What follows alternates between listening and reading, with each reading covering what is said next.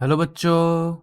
Let's read the question. The question says the pressure exerted by an electromagnetic wave of intensity I W per meter square on a non-reflecting surface is option number 1 IC, option number 2 IC square, option number 3 I by C, option number 4 I by C square. तो देखिए question में हमसे कहा क्या जा रहा है कि एक इलेक्ट्रोमैग्नेटिक वेव है. For example this is a electromagnetic wave जो कि एक नॉन रिफ्लेक्टिंग सरफेस पे हिट कर रहा है. So this is our non reflecting surface. इसको हम लोग नॉन रिफ्लेक्टिंग सरफेस मान लेते हैं. सो ये हिट करने के बाद क्या हो रहा होगा.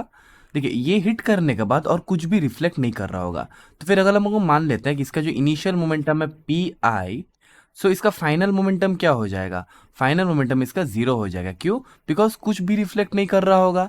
सो पी आई और जो फाइनल मोमेंटम पी एफ जो होगा that must be equal to zero because it is a non reflecting surface. अब देखिए क्वेश्चन को सॉल्व करने से पहले we must know few things. तो आइए वो कॉन्सेप्ट्स को देख लेते हैं पहले. So the key concepts for this question are number 1. देखिए फर्स्ट जो हमें पता होना चाहिए that is what is the speed of a electromagnetic wave. We know that speed of electromagnetic wave is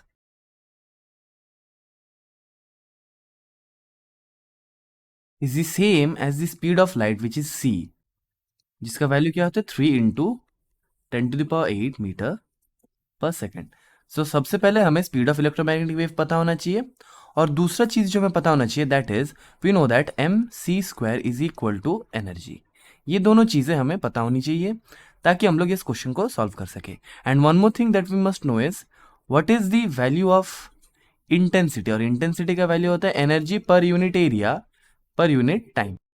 अब देखिए हमारे पास प्रेशर फाइंड करने बोला है. So pressure P is equal to हम लोग जानते हैं force by area. And we know that force is equal to change in momentum by time. अब देखिए चेंज इन मोमेंटम यहाँ पे क्या होगा. देखिए इनिशियल मोमेंटम को हम लोग बोल सकते हैं मास इनटू द स्पीड. अब इसका स्पीड क्या होगा दैट इज c और फाइनल मोमेंटम हमारा जीरो. तो हमारा चेंज इन मोमेंटम क्या हो जाएगा. चेंज इन मोमेंटम का मैग्नीट्यूड जो होगा हमारे पास that must be equal to initial momentum minus final momentum या फिर final momentum minus initial momentum. तो देख लेते हैं कैसे करेंगे. तो देखिए हमारे पास p फाइनल था जीरो और p इनिशियल था हमारे पास एम सी. तो इसका अगर हम लोग मैग्नीट्यूड लेते हैं तो magnitude of delta p that must be equal to zero minus M C का मैग्नीट्यूड. सो यहां से हमें चेंज इन मोमेंटम का मैग्नीट्यूड मिल जाएगा एम सी.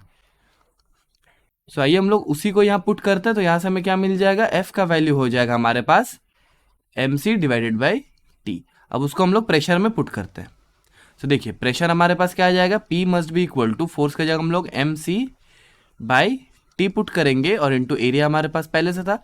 अब हम लोग क्या करेंगे. अब हम लोग डिनोमिनेटर और न्यूमरेटर में सी के साथ मल्टीप्लाई करेंगे. सो सी बाई सी.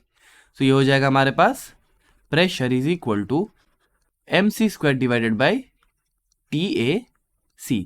अब देखिए हमें पता था कि एम सी स्क्वायर बराबर होता है एनर्जी के. So this will imply pressure जो आएगा that must be equal to E divided by A T C.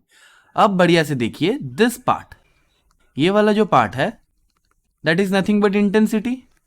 So from here we can say that the pressure must be equal to I by C.